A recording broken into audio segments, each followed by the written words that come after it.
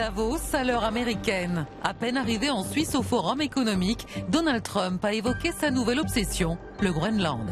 And now what I'm asking for is a piece of ice. We need it for strategic national security, and Ireland is actually part of North America. That's our territory.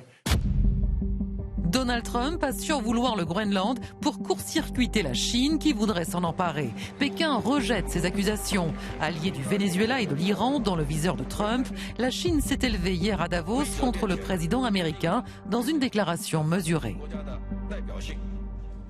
Le monde ne peut pas revenir à la loi de la jungle où les forts s'attaquent aux faibles. Plus le président américain tempête, et plus la Chine apparaît comme un pôle de stabilité. D'autant que ces derniers mois, Pékin a su tenir tête à Donald Trump en pleine guerre des taxes douanières. Si les États-Unis persistent, la Chine se battra jusqu'au bout. Résultat, la Chine, obligée de privilégier de nouveaux marchés pour éviter les taxes américaines, a enregistré un excédent commercial record et l'objectif de croissance a été atteint. En 2025, malgré les vents contraires, l'économie chinoise a enregistré une croissance de 5%. La Chine engrange les bénéfices du chaos provoqué par Donald Trump. Même l'Inde, grand rival de la Chine, se tourne vers Pékin, qui de son côté a ses propres obsessions, comme les terres rares et Taïwan. Les compatriotes des deux côtés du détroit de Taïwan sont unis par des liens du sang. La réunification nationale est irréversible. Alors faut-il y réfléchir à deux fois avant de se jeter dans les bras de la Chine? Est-elle un partenaire fiable? Doit-elle finalement remercier Donald Trump de lui avoir redonné des couleurs? Alors, ce qu'en pensent nos trois invités. Pierre Grosser, bonsoir, historien spécialiste des relations internationales. Vous êtes prof d'histoire à Sciences Po Paris. Dernier essai, l'autre guerre froide, la confrontation États-Unis-Chine. Selon vous, la façon dont les Américains remettent en cause les grandes organisations internationales permet à la Chine d'apparaître comme un pays beaucoup plus stable. Se tourner vers Pékin peut donc paraître logique pour certains pays afin de rééquilibrer la relation plutôt tumultueuse avec les États-Unis. À côté de vous, Alice Ekman, bonsoir. Bonsoir. Sinologue, directrice de la recherche de l'Institut d'études de sécurité de l'Union européenne. Dernier essai, dernier vol pour Pékin, la Chine face à l'Occident. Selon vous, la Chine joue de cette image de stabilité dans la communication, mais dans les faits, ajoutez-vous, on en est loin. Il ne faut pas oublier son soutien à l'effort de guerre russe, ni les tensions vives autour de Taïwan. Et à côté de vous, Ali Laïdi, bonsoir, cofondateur de l'école de pensée sur la guerre économique. Vous avez publié La Chine ou le réveil du guerrier économique.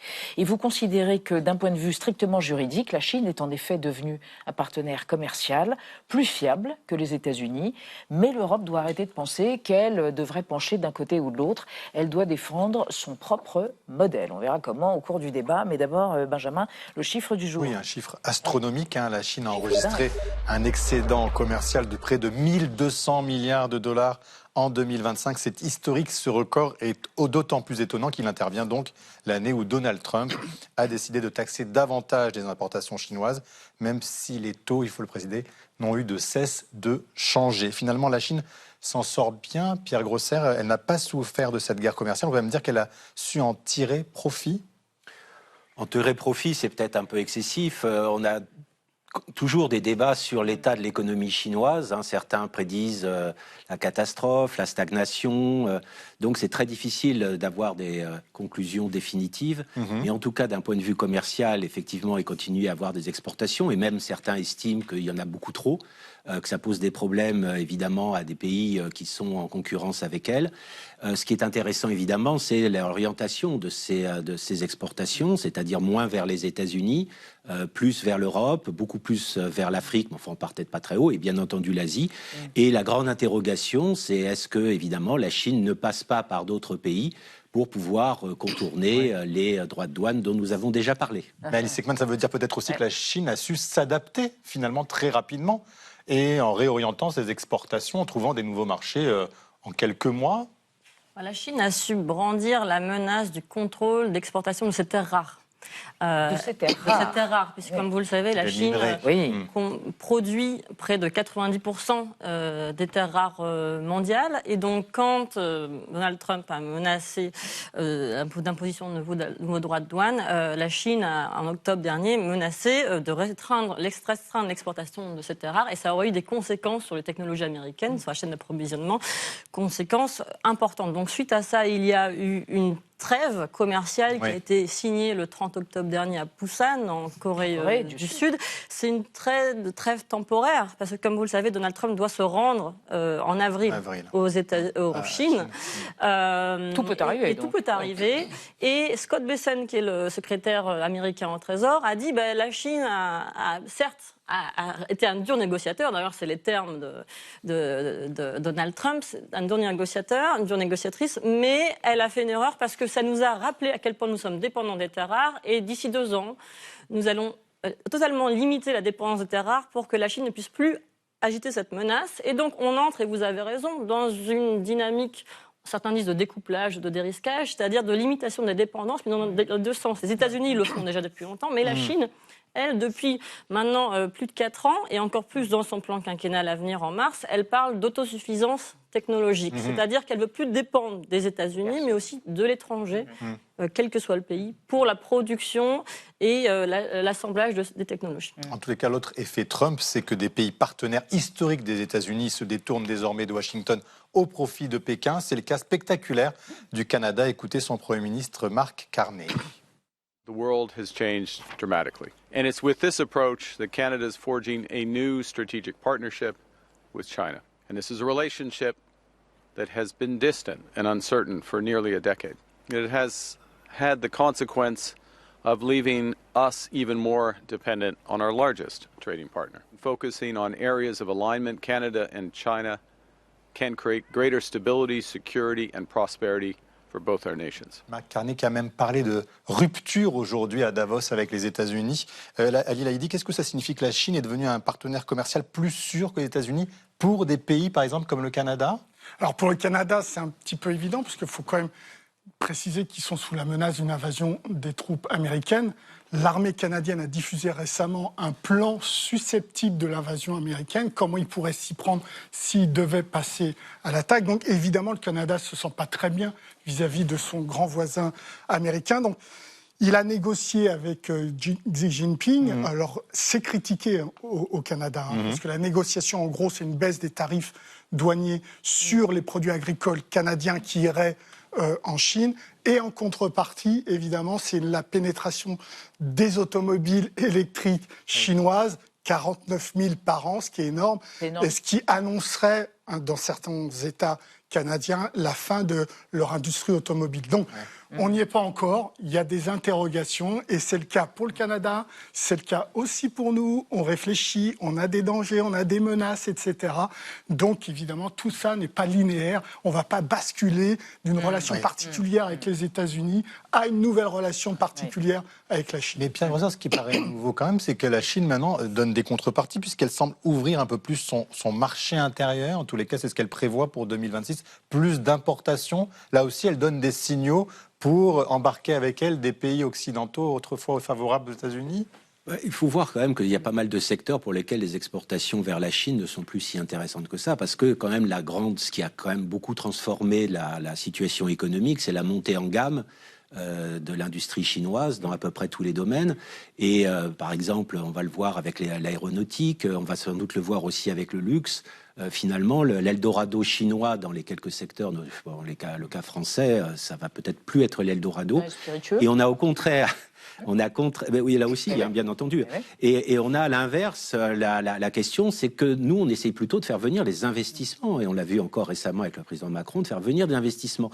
Et certains disent même, on est à presque un renversement, finalement, historique, c'est-à-dire qu'on voudrait aspirer la technologie chinoise en attirant les investissements, alors que pendant 20 ans ou 30 ans, on a fait l'inverse. Donc c'est pas facile de se tourner vers la Chine. On n'a pas énormément d'atouts pour rentrer dans ce marché et c'est pour ça aussi qu'on commence on essaye de signer le Mercosur, avec l'Inde ou avec d'autres, parce que on va pas se jeter dans les bras de la Chine. Alors on va évoquer avec vous trois et avec Anna la réputation de la Chine, stabilité, îlot de stabilité ou pas, selon un institut. Oui, selon le dernier sondage d'opinion du Conseil européen pour les relations internationales, c'est un think tank pan-européen, le Make America Great Again serait en train de peut-être se transformer en Make China Great Again. Dans les pays qui ont été interrogés, 15 pays européens, 7 non-européens, la majorité regardée des répondants estime que l'influence mondiale de la Chine va indéniablement augmenter dans les 10 prochaines années. Mais surtout, de plus en plus de pays perçoivent la Chine à la fois comme un allié, mais aussi comme un partenaire indispensable. Et ça, c'est le cas notamment des pays du Sud global, l'Afrique du Sud, le Brésil, l'Inde, mais aussi la Russie. Ces pays considèrent d'ailleurs que leurs relations avec Pékin vont se renforcer dans les 5 prochaines années. Ça ne veut pas dire pour autant que les États-Unis sont sur la touche. Au contraire, plus de 3/4 des Indiens considèrent les États-Unis comme un allié et un partenaire fiable. Et de la même façon, plus de la moitié des Brésiliens et 48% des Sud-Africains souhaitent, eux, renforcer leurs liens économiques, stratégiques avec les États-Unis au cours des 5 prochaines années. Le seul point où on voit que la politique menée par Donald Trump montre quelques signes de faiblesse, c'est que l'opinion mondiale, depuis son arrivée au pouvoir, est passée d'un accueil favorable à une critique généralisée. Alice Ekman, est-ce que ça, pour Xi Jinping, c'est du pain béni ? Oui, même si les relations bilatérales se font notamment en contexte non démocratique par les dirigeants et pas par la population, qui pèse parfois moins dans la prise de décision. Et je pense notamment, par exemple, à la Russie. Le rapprochement Chine-Russie est voulu au plus haut niveau.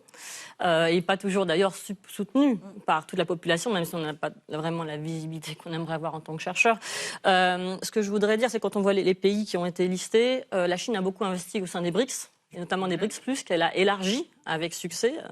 Elle a conduit récemment d'exercices militaires conjoints avec certains d'entre eux, y compris l'Afrique du Sud. Elle conduit régulièrement d'exercices militaires conjoints avec la Russie, notamment dans la région Asie-Pacifique. Et elle se tourne réellement aujourd'hui vers ce qu'elle appelle, elle, le Sud global. Je sais que cette expression est contestée, mais la Chine l'adopte pleinement. Encore dans le dernier discours de Davos hier, la Chine l'a mentionné. Et comme leader du Sud global. Oui, plus que ça. C'est pas nouveau. Hein. Sur les non-alignés en 1955, ils voulaient être les leaders avec Zhou Enlai et Mao. Donc c'est pas tellement nouveau. C'est un travail de fond. Mais ce qui est intéressant, c'est qu'il y a eu quand même une période où la Chine se positionnait plus comme telle, parce qu'elle n'avait pas les moyens de le faire, parce qu'elle n'avait pas cette statut de puissance économique, deuxième puissance économique mondiale, mais aussi elle n'avait pas l'ambition de le faire. Et ce qui a vraiment marqué un tournant, et en partie avec un écho avec l'ère maoïste, c'est l'arrivée de Xi Jinping en 2012 à la tête du parti. Et depuis notamment 2018, il parle d'élargir le cercle d'amis de la Chine en s'adressant à des pays qui partagent un positionnement ouvertement anti-occidental. Et il ne faut pas sous-estimer cette dynamique aux Nations Unies. Mais justement, en parlant des Nations Unies, Ali El-Laïdi se place aussi la Chine comme un pays qui est très attaché aux institutions internationales, l'UNESCO, l'OMS, contrairement aux États-Unis. Est-ce que ça les fait paraître en tout cas plus stables et plus fiables ? Vous avez vu leur réaction là par rapport au Conseil de la paix, le nouveau projet du président Trump, qui serait tout simplement une ONU, un Conseil de sécurité bis. Avec un ticket d'entrée à 1 milliard. Leur réaction était très simple. Ils ont dit, nous, on est plutôt sur le cadre institutionnel classique, donc les Nations Unies. Ils n'ont pas encore répondu oui ou non, contrairement à la France qui a dit non, mais au moins, ils ont toujours défendu cet aspect-là.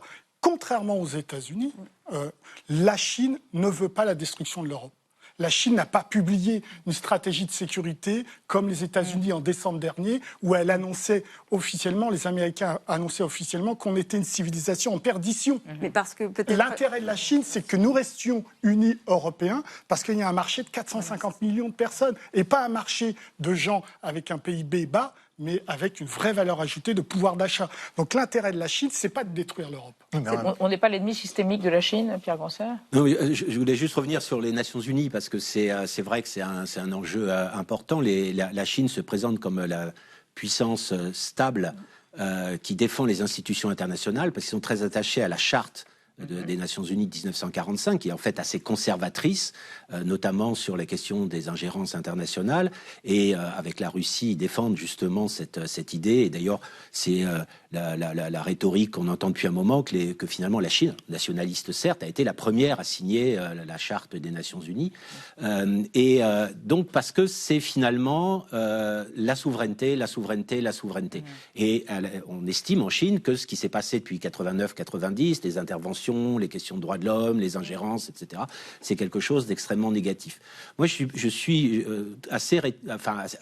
j'ai quelques doutes sur le fait que la Chine veuille vraiment dominer aux Nations Unies. On a l'impression que l'enthousiasme de la Chine pour les Nations Unies, où elle prenait un certain nombre de postes, on pensait qu'elle participait beaucoup aux opérations de maintien de la paix des Nations Unies, on pensait qu'elle allait en prendre la direction. On a l'impression maintenant que ça s'est quand même un peu refroidi, même si, encore une fois, elle veut avoir un rôle important, mais elle multiplie finalement ce qui a été dit, tout un tas de forums avec des pays du Sud. Elle lance de grandes idées sur la gouvernance, la sécurité, le développement, la civilisation, etc., etc. Elle n'essaie pas spécialement de les défendre dans l'ONU. Ce qu'elle veut, c'est que les autres pays reprennent ce vocabulaire plutôt dans des relations bilatérales. Et c'est que en même temps, on dit souvent que la Chine elle mise sur le temps long, donc elle se dit peut-être que Trump n'est qu'une parenthèse. Eux, ils sont déjà sur 2049, sur le 100e anniversaire de la République populaire de Chine. Donc quelque part, est-ce qu'ils jouent pas le temps long, eux? Et puis de toute façon, ils ont misé aussi sur le déclin de l'Occident depuis un certain temps. Ils disent exactement. Que ça, et merci d'en parler. C'est le déclin de l'Occident, c'est-à-dire que la Chine considère que l'Europe fait partie de l'Occident. Encore aujourd'hui, elle considère que les tensions transatlantiques actuelles sont du pain béni et source d'opportunisme et d'opportunité. Et elle cherche à diviser pour mieux régner au sein de l'Union européenne. C'est évident. On a des éléments, elle favorise les relations bilatérales, elle prépare assez peu les sommets UE-Chine, notamment le dernier, on va voir le prochain.